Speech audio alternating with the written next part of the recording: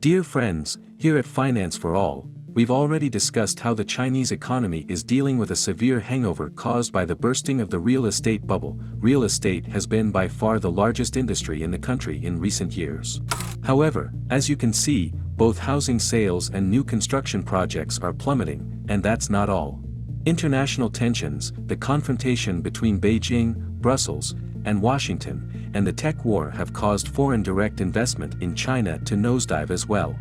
Today, more capital is leaving the country than entering it. It's worth reminding you that investments by multinational companies in China have been a fundamental pillar of the country's economic success. Logically, these two changes have opened Pandora's box in the Chinese economy. After all, we're talking about two major sectors that generated a lot of employment and money.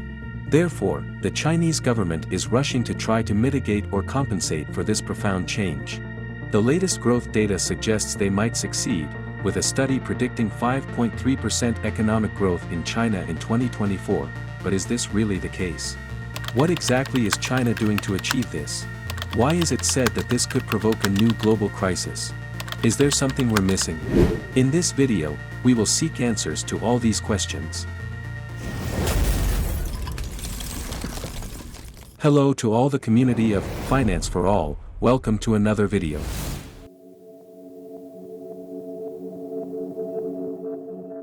The world has changed, and what happens with China now can have a significant impact on both the economy and stock markets.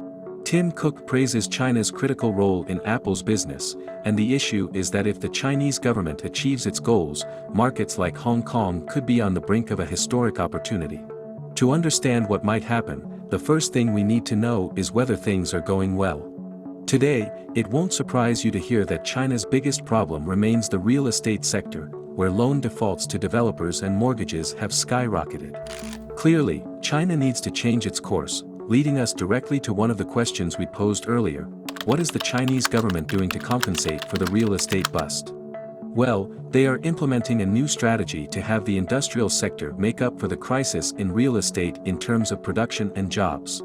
Look at this graph. The Chinese government has ordered banks to pour much more money into the industrial sector, and the predominantly state-owned banks have gotten to work. Of course, this is not the only measure they have taken.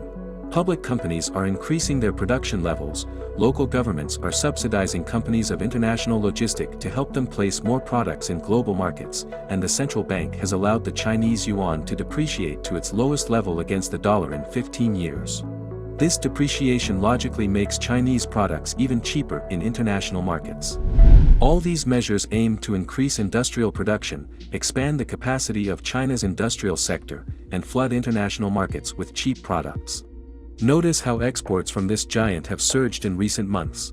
Chinese policymakers seem to have decided that it is better to double down on the growth model based on manufacturing and investment that led to rapid growth in the past. The problem is that this has led Chinese factories to work overtime, producing far more than the current demand. And what are they doing to offload inventories? They're slashing prices, even if it means selling at a loss. In fact, the number of Chinese companies operating at a loss is skyrocketing. For instance, Weltmeister, a Chinese electric car brand, operated at a loss for years until it couldn't continue and had to halt production. However, in June 2023, it resumed operations thanks to massive financial support from the Shanghai government, following directives from Xi Jinping. Essentially, the current mandate is to produce at all costs, no matter what. Of course, this new strategy is far from welcome in the rest of the world's economies. Increasingly, experts warn that this flood of cheap government-subsidized products could cause significant problems for the global economy. There's a real fear that China's new strategy might devastate much of the industrial sector worldwide, similar to what happened at the beginning of the century when China's rise wiped out over 2 million jobs in the US alone. This time, the impact could be even worse for 3 reasons. 1. Subsidized products, possibly sold at a loss. 2. A deliberate strategy focusing on Chinese companies rather than multinationals. 3. An economically much larger China. The result? Take the case of Pacific Steel, the leading steel producer in Chile, which announced in March that it would close one of its factories because it couldn't compete with the new Chinese steel sold at 40% less. Another example is the European Union's trade deficit with China, which has doubled in just the last 2 years, exceeding $400 billion. China is feared as a country that could dominate global markets and destroy domestic producers. And this isn't even the only threat many are seeing. This policy is particularly intense in booming industries such as electric cars and solar panels. This could lead to an additional problem. China's selling at a loss might stifle or even kill the development of these industries in the rest of the world. Consequently, dependency on the Asian giant would also skyrocket in cutting-edge industries and sectors. All of this is causing a surge in trade restrictions against China. Countries like Brazil, India, Mexico, and Indonesia are taking measures to curb what they consider clear examples of unfair competition. Both the United States and the European Union are threatening to do much the same. This is a trend happening worldwide, with numerous anti-dumping investigations being launched. Argentina is seriously investigating Chinese elevators, the United Kingdom is scrutinizing excavators and electric bicycles, and the list goes on.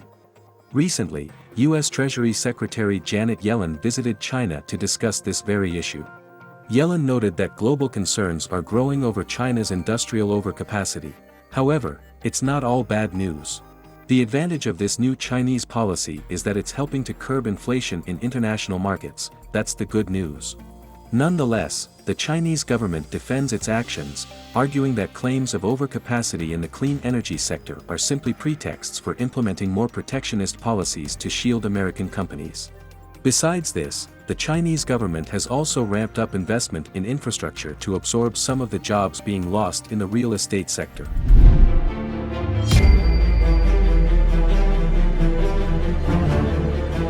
The problem with these measures is that they are creating enormous non-profitable surpluses in both production capacity and public infrastructure.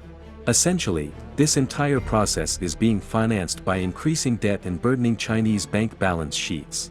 These measures could trigger a new trade war, more protectionist policies, and serious financial problems for China. Banking manipulation, overproduction, selling at a loss, and subsidies could become major headaches in the medium term, even if they initially boost growth.